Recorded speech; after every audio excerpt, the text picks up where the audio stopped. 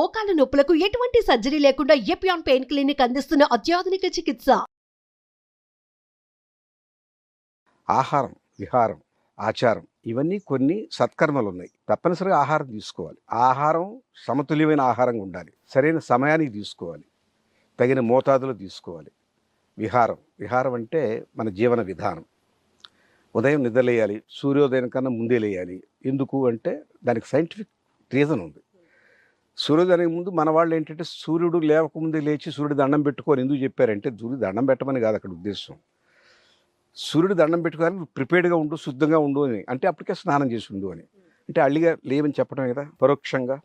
ఆ విహారంలో సమతుల్యత లేకపోతే ఉదయం నిద్రలేకపోవడం, ఉదయాన్నే దంతధావనం చేసుకోకపోవడం, మనకు విసర్జన కార్యక్రమాలు లేకుండా ఉండడం, కొంతమంది 2 రోజులకు ఒకసారి 3 రోజులకు ఒకసారి విసర్జన కార్యక్రమం, కొంతమంది కాఫీ కూడా ఏం తోముకోకుండా తాగేస్తారు, బెడ్ కాఫీ అని పేరు పెట్టి. అంటే పాటించాల్సినటువంటి జీవన విధానంలో కనీస ధర్మాలు శుచిగా ఉండడం, ఉదయాన్నే ప్రాతఃపూర్వమే నిద్రలేయడం, స్నానం కావడం, వీలైతే మనసును ప్రశాంతంగా పెట్టుకోవడం, ధ్యానం చేసుకోవడం.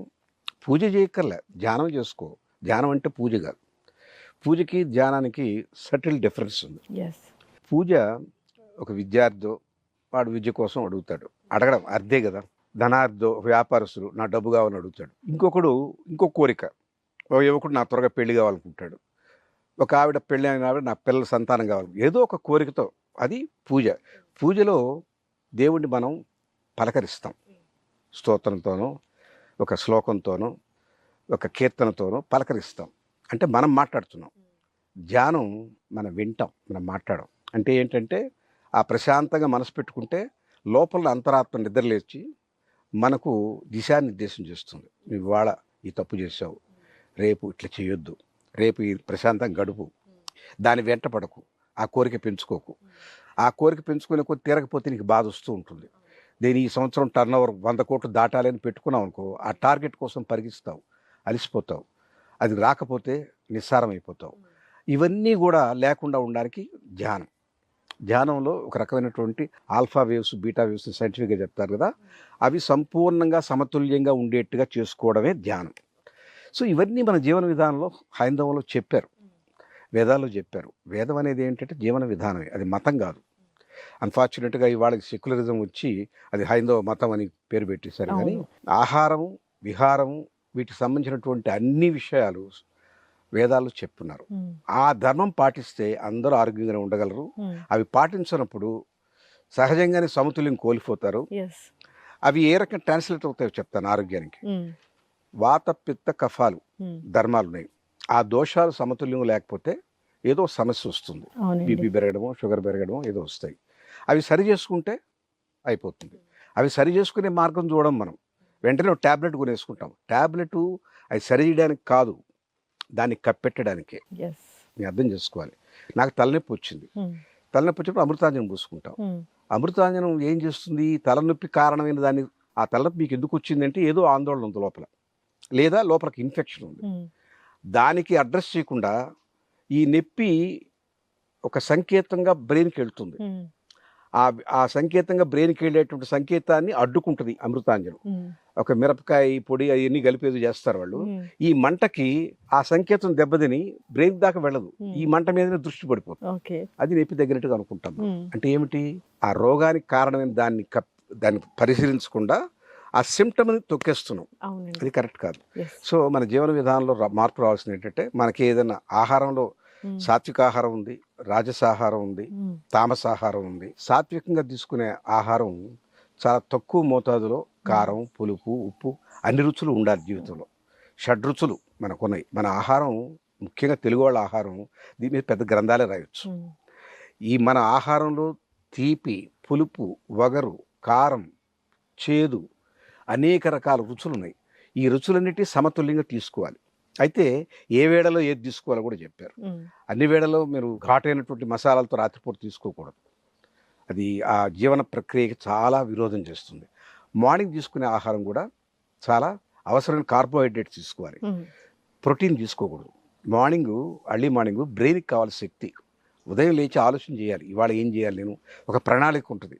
నా జీవనం విధానంలో ఇవాళ నేను చేయదగ్గ పనులు ఇవన్నీ ఆలోచించే శక్తి కావాలి. బ్రెయిన్కి శక్తి ఎక్కడి నుంచి వస్తుందంటే పిండి పదార్థం నుంచి వస్తుంది. ఓకే. అంటే మన వరి అన్నం, బ్రెడ్ అవన్నీ బ్రెయిన్కి ఇస్తాయి. మీరు ఉదయాన్నే నేను మాంసం తినేస్తాను, చికెన్ తినేస్తాను, ఫిష్ ఆయిల్ తాగేస్తాను, ఎగ్ తినేస్తానంటే అదంతా ప్రోటీను మన దేహంలో ఉన్నటువంటి అనేక భాగాలకు అవసరం, అన్ని భాగాలకు అవసరం. మజిల్ పెరగడానికి, లివర్ బాగా ఫంక్షన్ చేయడానికి, కిడ్నీస్ బాగుండడానికి వాటి ప్రోటీన్ కావాలి. మరి దీనికో పిండి పదార్థం కావాలి. ఉదయం తీసుకోవాల్సింది పిండి పదార్థం, మధ్యాహ్నం తీసుకోవాల్సింది ఏదైనా ప్రోటీన్ కానీ ఏదైనా తగు మోతాదులో. దానికి మసాలాలు ఉన్న తప్పులేదు, మన మంచి మసాలాలు ఉన్నాయి మనకు. ధనియాలు, మిరియాలు, అల్లం, శొంఠి, పసుపు, జీలకర్ర ఇలాంటివన్నీ. ఎందుకంటే జీవ ప్రక్రియకి అరిగించే గుణం ఉన్నటువంటి దానికి దోహదపడతాయి. మధ్యాహ్నం మనం హెవీగా భోజనం చేస్తాం, ఆ భోజనం అరగాలంటే ఈ మసాలా దినుసులు కావాలి. రాత్రిపూట చాలా తక్కువగా తీసుకోవాలి ఆహారం, దానికి సాత్విక ఆహారం తీసుకోవాలి. అయితే వర్ణాశ్రమ ధర్మంలో బ్రాహ్మలు బాగా వేదాలు చదివి అందరికీ ఎడ్యుకేట్ చేయాలి, వాళ్ళు సమాజానికి హితబోధ చేయాలి అని నిర్ణయించుకున్నప్పుడు వాళ్ళకి ఎక్కువగా వల్లె వేయడం, ధారణ శక్తి కావాలి, బ్రెయిన్ చాలా ఎక్కువ పనిచేయాలి వాళ్ళకి. అందుకని వాళ్ళు నెయ్యి బ్రెయిన్కి చాలా అవసరం. ఆహారం కూడా పిండి పదార్థం ఎక్కువ తినాలి, అన్నం కూడా ఎక్కువ తింటారు. వాయనాలు లాగించారు బ్రాహ్మలు అంటారే, అదేంటంటే వాళ్ళకి అవసరం. వాళ్ళంత ధారణ శక్తి ఉండాలంటే బ్రెయిన్కి చాలా పటుత్వం ఉండాలి. అందువల్ల నెయ్యి ఎక్కువ వాడాలి.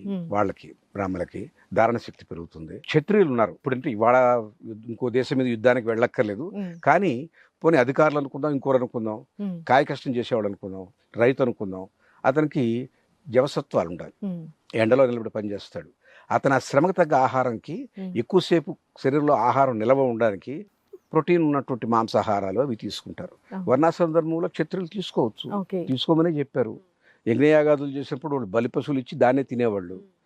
బ్రాహ్మణులు కేవలం సాత్విక ఆహారం తీసుకొని బ్రెయిన్ పెంచుకోమని చెప్పారు.